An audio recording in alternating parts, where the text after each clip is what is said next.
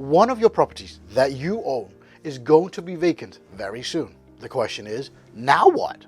How are you going to find a tenant who's going to stay long and take good care of your property? But in the end, what is most important, they help you pay for your mortgage and of course, your retirement. In today's video, I'll be showing you how you can vet your tenants and how we do that as well, of course. And so that they will stay a long time and be happy tenants as well. And if you stay until the end, I'll even show you what we do the moment we accept our tenants to have them stay very long and be happy tenants with us as well.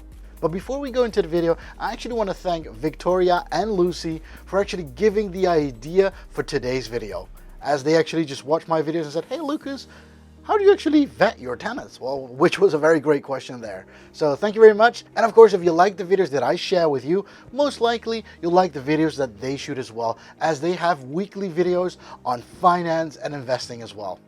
Be sure to check their channel out as well, as it is Vic and Lucy, Personal Finance and Investing. Okay, for now, let's get into the video.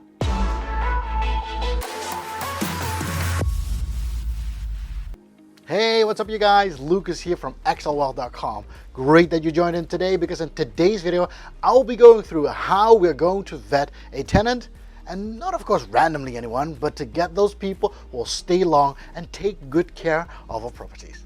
But before we go into the video, if you haven't subscribed to the channel yet, be sure to hit that subscribe button, because that's the way how we can grow our community as well.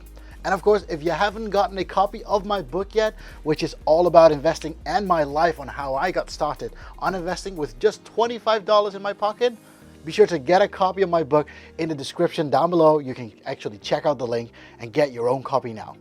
Okay, let's get into the video. Now, step number one, the most important thing, the moment you already know that your property is going to be vacant, is that you need to know who is this property for? What is my target audience? If you don't know that, if it's not completely sure, you can't just, put an application form somewhere on a website saying like, we've got a property that is going to be vacant and we're looking for some tenants. No, it needs to be very specific. So step number one for you to find out is, who's this property for? Now, I'll tell you this, in my cases, what I like most are mostly, well, I might be a very horrible person, but the tenants that I like most are the ones that are divorced. I'm sorry to say so, but those people who get a divorce, they're looking for a place to stay. We've got properties in middle-sized cities, and in these middle-sized cities, the moment people break up, they need a place to stay. Well, where do they stay? In apartments that I own, because divorced people are actually very good people. But the thing is, they couldn't get along as a couple, so this is why they had to split up. And these people, mostly what I tend to see, have kids. So they have 1 or 2 or maybe 3 kids, and they need 1 or 2 or 3 bedrooms in their apartments. And yes, in the apartments that I have, absolutely, these divorced people can stay there, well, mainly for a year. But what we notice very often is that these people stay longer. And yes, so for my apartments that have at least 2 bedrooms, people who are getting a divorce, there you go. They mainly come to my apartments. So you gotta find out who is your target audience. Who do you have a property for? Now, even in these duplexes or in these, how do you call them? Like, we call them terraced houses in the Netherlands. That's like having 4 houses next to each other, like, that's a terrace house. And then you have a family in those houses. But those are young families. We actually call these people starters. Well, these starter families, they don't even have any kids yet, or sometimes they have just 1 kid who's just 1 year old or so. So these houses have, for example, like 2 or 3 bedrooms, enough for family extensions. So yes, so it really depends on what kind of property you have, is that you adjust your target audience to that as well. If it's an apartment like those that I have, it's mainly for what I tend to look for, people who are divorced. Because the moment you have a little family, in an apartment, you have 2 kids, for example, it's very cramped. You don't like to live in a place like this. And yes, the budget could be yours, but then again, it's not very fitting. Whereas the moment you live in a terraced house, the moment you have a property in a terrace house, hey, it's great for small families, great for starter families because they've got the space around the house, they've got a garden, and yet they have maybe 2 or 3 bedrooms, which is good in size. And this is why it's so important to know who is your target audience. The moment you know that, you can start making your application form and think, okay, these are the people that I want to look for. This is what I'm going to post my application for people who are looking for a home. Step number 2. What you do is, of course, the moment you know your target audience is, okay, you gotta post it out there. Now, there are different ways that I do so. The first thing what you can do is post it on social media. Now, what we tend to use is Facebook. In the Netherlands, using Facebook is a great medium to actually spread your message that you have a home that's gonna be vacant very soon, and we're looking for a great tenant. If you post it on Facebook, I think within a day or two, you'll get hundreds of responses for that one property that you want. So that's a great place. Facebook is a great place to get some traction. But the thing is, we're not really looking for people on Facebook because mainly the people on Facebook are not the target audience that we look for. And therefore, we actually also tend to use housing websites. So housing websites like yap.nl or Bararias or fund.nl, those websites actually also do the actual same thing. Instead of only selling their homes, you can also put your home there as rental place. Like, hey, I got a place to rent out, and who wants to rent a place? Who wants to rent a place? And that's the whole idea of the game. And then you can use that and post it on these websites as well. That's what we tend to do as well.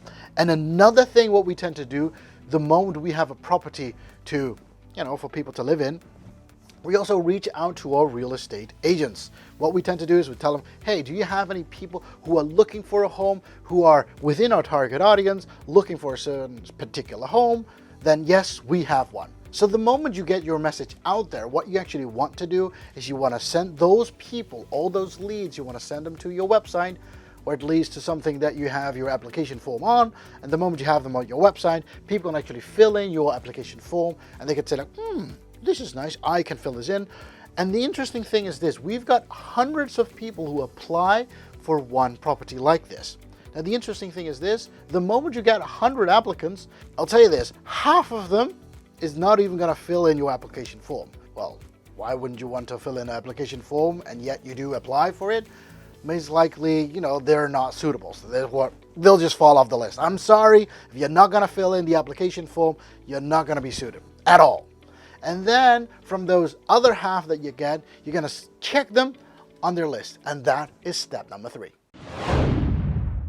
And step number 3 in this case is so important because the background check on your tenants is so important. We do our background checks very extensively. I'll tell you this is so important because you can do an ID check. Now, I don't know about in your country if you just do an ID check and that's good enough. In our country, well, yes, you can do an ID check, which is totally fine. But then again, an ID check doesn't say if these people can pay up for your rent every month again. Therefore, you have to do a work background check as well. Let's see if these people have a good, stable job.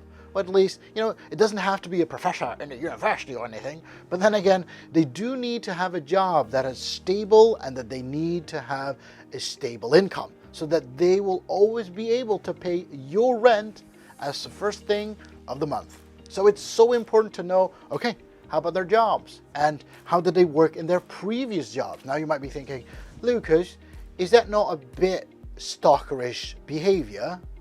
Well, it could be, but then again, hey, it might just be their new job and they don't have any history yet. If they have a history of over 5 years, totally fine. I'm okay with that. Well, if they haven't worked anywhere for more than 5 years, well, we'll just check with their previous employer.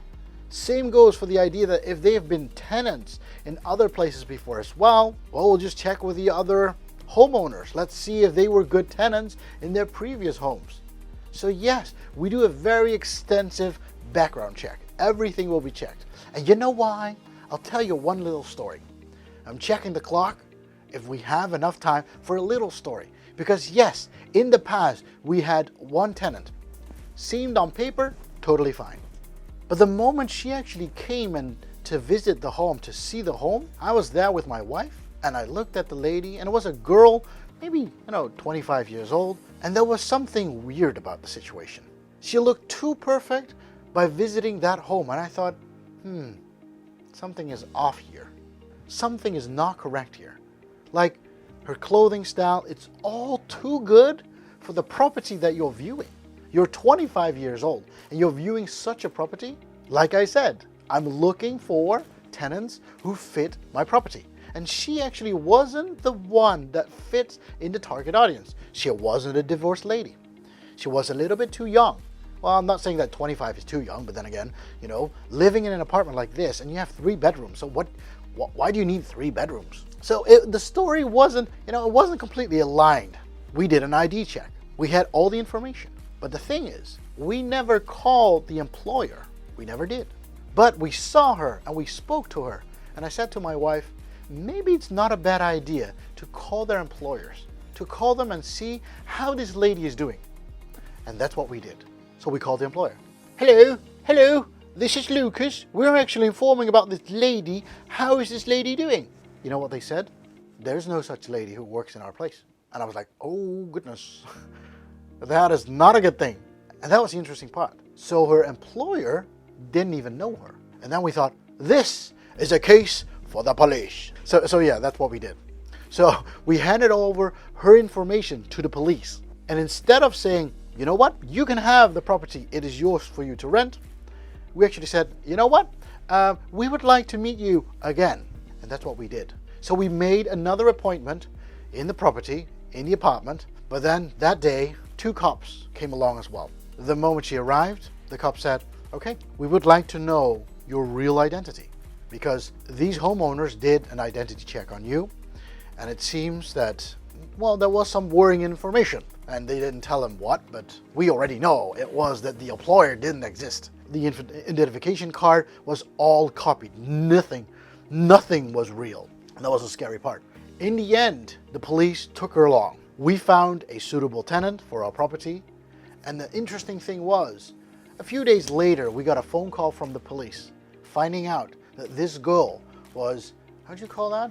It's like a luring girl, like a luring person for a drugs organization. Their idea was to put a lot of drugs things in the apartment using somebody else's name. And she was paid several thousand euros to actually do the job. And yes, now I'll tell you this, we've got multiple properties. We've been in property investing for almost a decade now. Now this, we didn't ever come across again in those 10 years. We didn't. But this is why we do a very extensive background check, because we don't want to be in a situation like this before. I'll tell you this, that day was super exciting and super scary at the same time as well. And this is why doing an extensive background check, hey, if people are good, they're willing to stay in your property for a very long time.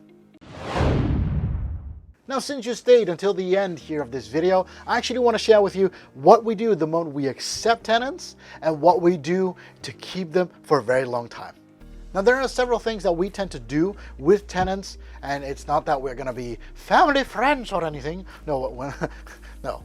But we do, since we have a very extensive background check on the tenants, and we already know how many family members they will bring along in the property as well. We already know what their birthdays are, for example. So on every birthday, on every member that is going to be in the property, we're going to send a birthday card. I don't know about your country if it's very normal to send a birthday card, but in our country, it's cool to receive a physical card that says, hey, happy birthday. And that's actually what we do. So the moment we have got 1 tenant or 3 tenants in our property, we'll just send them cards, which is just a few bucks to send them a card. But for those people who live in your property, to get a card saying like, hey, congratulations. It's a token of appreciation, just to say, thank you for living in my property. Only a word of appreciation. We like to give an action of appreciation as well. What we do to keep our tenants very happy and stay for a long time is we give our tenants a bonus. Now you might be thinking, a bonus? Yes, we give them a bonus. The moment a tenant stays for 24 months, which is 2 years, if they stay for 2 years, we'll give them 1 month of rent for free. And this has changed the game for so many tenants for us. Because for them, it's like, you know what? If I stay another 2 years, I'll get another $1,000 just like that. So let me ask you, how often do you get $1,000 or actually the whole month rent from your homeowner just because you've been a great tenant? This is how you keep up a good relationship and have these tenants pay every month again and make you happy. They make themselves happy and they make me happy. Isn't that a great combination? Okay, thank you very much for joining me today. And this is actually what I wanted to share with you, how we vet our tenants and keep them happy for the long run. Of course, if you liked the video, be sure to hit the like button because, you know, that'll influence YouTube's algorithm. They say like, hey, Lukas got a great video. And of course, if you haven't subscribed to the channel yet, be sure to hit that subscribe button because that's the way how we can grow our community together. And of course, if you want to be notified every time a new video comes out, be sure to click that notification bell as well. And lastly, of course, if you haven't gotten a copy of my book yet, be sure to click the link down below in the description to get your own copy now and just read how I actually got started in my journey on investing in stocks and later on in real estate. Thank you very much, and I'll see you on the next video. Happy investing, and bye-bye.